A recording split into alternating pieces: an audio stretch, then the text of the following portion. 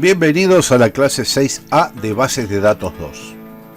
Hoy vamos a ver el tercer módulo, que es el módulo de definición de lenguaje, que es el encargado de crear las estructuras donde alojaremos nuestros datos, es decir, las bases y las tablas que contendrán los registros.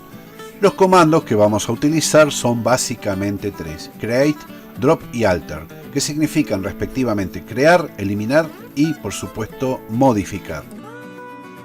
No se confíen porque parezcan simples, son comandos que en algún momento tienen cierta complejidad. Veamos el primero, crear base de datos. La sintaxis básica es extremadamente sencilla: create database y el nombre de la misma. Hacen eso y ya está creada la base de datos, pero vacía, sin tablas y sin nada. Veamos una segunda forma de crear que ya le da cierta configuración. En este caso creamos la base de datos si no existe y le damos por default un charset y una collation. ¿Qué son estas dos cosas? Si no existe significa que si ustedes tienen una base de datos que ya es existente, no les va a arrojar error si crean esta. Es decir, no la va a crear pero no va a dar error. Si no existe, la crea. Default Character Set es el charset, es decir, el juego de caracteres que van a trabajar. Ustedes saben, por ejemplo, que en inglés no hay ñ y no hay acentos, y en español sí. Esa es la diferencia del juego de caracteres. Y el collation o colliate es la forma en que van a ser tratados esos caracteres para las reglas comparativas. Entonces, creamos una base de datos que se llama bd-stock, como estamos viendo en pantalla. Veamos ahora la creación de tablas. Aclaración: en primer lugar, tenemos que estar dentro de la base de datos. No podemos estar fuera. Tenemos que crear la tabla después de la base de datos y tenemos que estar previamente dentro de esa base de datos. Otra aclaración: la creación de tablas implica que al menos debe haber un campo. Si no hay ningún campo, no la crea, da error. En este caso vamos a crear una tabla llamada referencias con 4 campos. Observen el primer campo, que es el id.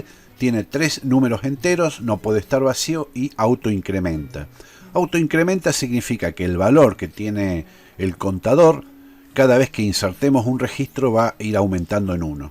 Ya vamos a ver por qué. El segundo campo es un varchar que tiene 15 caracteres, es decir, una cadena de texto, tampoco puede estar vacía y al igual que la anterior termina en coma. Esto es muy importante. Luego, el tercero es municipio, es otro código numérico de 2 dígitos, tampoco puede estar vacío, coma. Y viene departamento, que es otra cadena de texto de 15 caracteres que tampoco puede estar vacío, coma. Finalmente viene la definición de primary key, es decir, la clave primaria, que es el campo id, no lleva coma, cierre de paréntesis, punto y coma.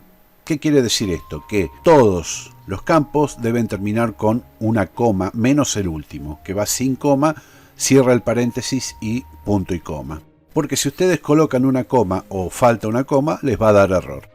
El id está definido como clave primaria, es decir, una clave que no puede repetirse. No puede haber 2 registros, 1 o 2 o 3 o ningún otro número. Si ya ha sido definido ese número, no lo vuelve a usar.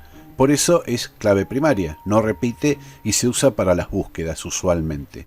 En este caso el id lo hacemos coincidir con eso. Veamos entonces una descripción de la tabla referencias y vamos a ver que están definidos los campos y los atributos. Ahora, sin embargo, vamos a hacer otra forma de crear una tabla.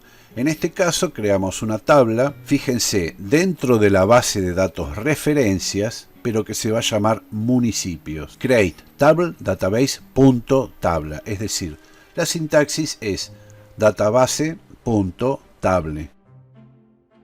Esto es muy importante cuando ustedes están fuera de la base de datos y la tienen que crear. Luego, por supuesto, prosiguen los campos con lo que ya saben, donde van a ver que el último campo, que es nombre, que tiene 15 caracteres y es not null, no lleva coma. Cierra el paréntesis y tiene punto y coma. Recuerden esto. Hacemos un listado de esta carga y vamos a ver que en la tabla referencias salen municipios y referencias, tal como habíamos previsto. También, por supuesto, podemos cargarle si no existe, para que la tabla no se duplique, lo cual daría un error y no sucedería. pero le pueden obviar ese error poniéndole si no existe. Finalmente, podemos agarrar y colocar comentarios en las tablas. En algún campo podemos poner comment, paréntesis y el texto que queremos colocar. Esto lo que hace es guardar dentro de la tabla de datos, esto no lo va a ver nadie por supuesto salvo ustedes, algún comentario sobre el uso de esa tabla o alguna particularidad. Bueno, y con esto concluimos este comando que deben leerlo en la bibliografía y practicarlo. Nos vemos en la próxima.